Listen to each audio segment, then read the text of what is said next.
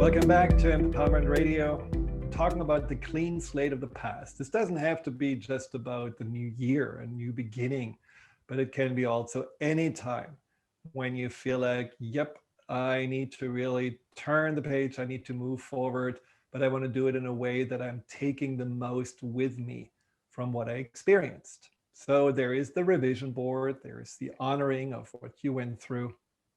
Now then, is that what the subconscious really wants from you, which I said before? It's those little nudges of the subconscious that may give you flashbacks, that make you have dreams, or you get triggered by certain situations, all signs that say, okay, there is still something that you have not processed and ultimately learned from.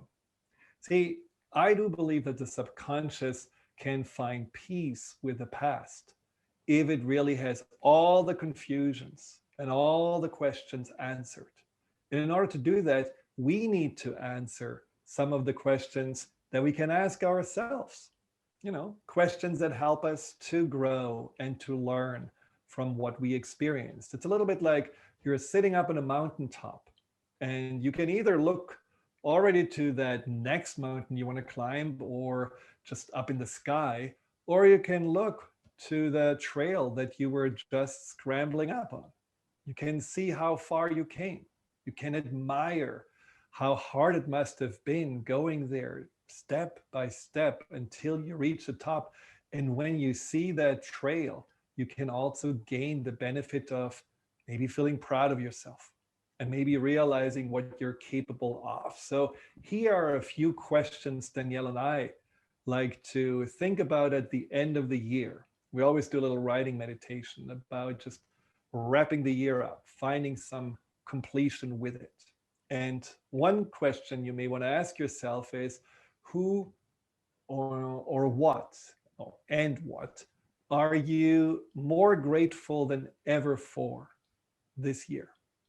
And that's really something I feel, because there was so much change and there were so many challenges and issues. There are certain things you probably would say, yeah, I really was more grateful for my family, or I was more grateful for living in the countryside and not being stuck in the city, or I was grateful for the fact that I could work from home, or that everyone stayed healthy, including myself. Or I was grateful that there was support by some federal or local agencies that helped me to make it through. I was certainly very grateful for the ability to connect with my clients, but also with my friends and family through the internet, virtually. So even though we were disconnected and not able to see each other, there was still the ability to stay in touch and know what's going on. So think about what you're grateful for, and then think about what you have learned to appreciate more. And that's a little bit of a different question. When we are living in a different way, almost like in a different world, somehow we are realizing, there are certain things that all of a sudden stick out that we may have not seen before. And that could be a simpler way of living. A client of mine told me yesterday how much he heard from his clients, and also he experienced himself, that this holiday season was special because it was a holiday season of simplicity, a holiday season where you didn't have to visit all the relatives that you usually don't want to see, but you feel obliged to have somehow a dinner or something together. There was no rushing to the big malls and buying as much as possible. It was much more simple and focused, and therefore also more enjoyable, because everyone was present.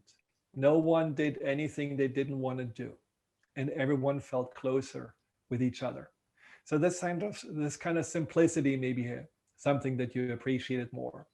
Or maybe you really felt that you saw the things that you could lean on, that you appreciated, that you had books that you could read, and you really loved going into this different world as a as a way of escaping for a while. Or maybe you appreciated your animals more that just didn't seem to be bothered. In fact, they actually enjoyed that you were around more. Or maybe you really felt that, yeah, this helped me to get closer to my significant other. I was actually able to really talk about things we usually don't have the time to do. Or maybe you felt closer to your children. Whatever those things are, write down what you were appreciating more, because the contrast from what we usually are having in our lives to what we had to really just make do with can also be a huge gift. And then what have you discovered about yourself? Because that's also something that I feel a lot of people were able to do because there was not so much distraction.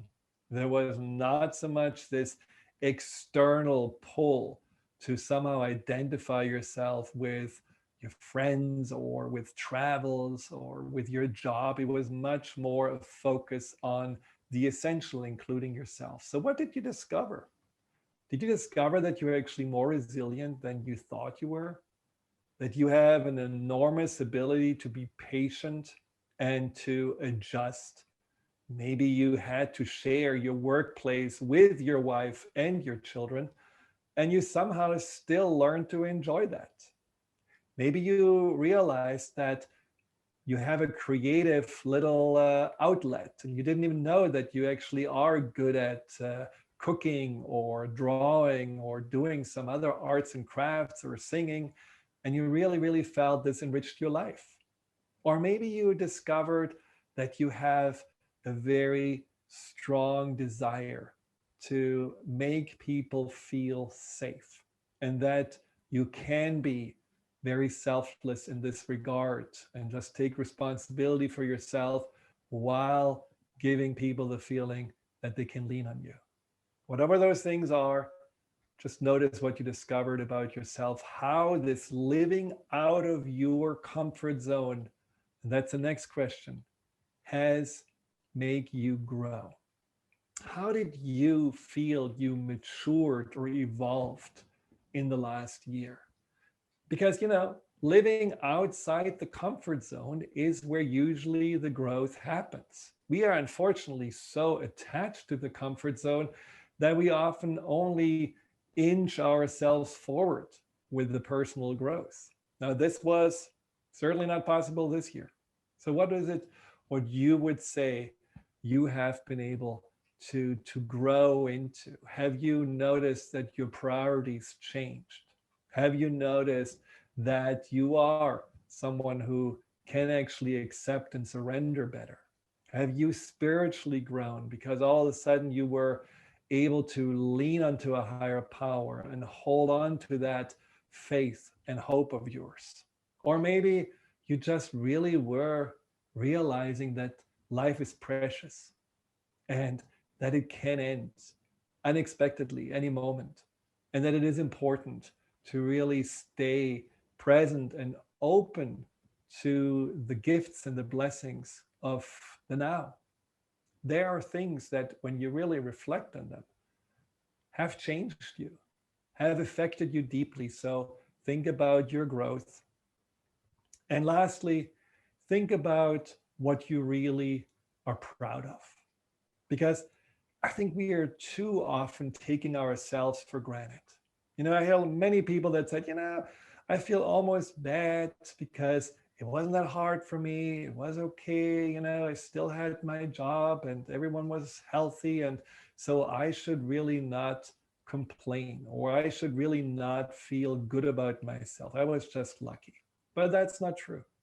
You have reasons to feel proud of yourself. And I think it's really important to be able to see those things that you would say you want to appreciate also in the future. Because, maybe you were the one who actually were more grateful for what you had than ever before. And rather than like in the past, comparing yourself and looking for, the next thing that you think you should have, you were much more at peace and much more grateful what is. Or maybe you were realizing that I'm really proud of my ability to be positive and make people laugh, or see the glass half full rather than the glass half empty. Or maybe you realize that you can be proud of yourself, that you were so quick on the uptake when there was always changing guidelines and always changing pieces of information, and you were someone who could just stay on top of all of it.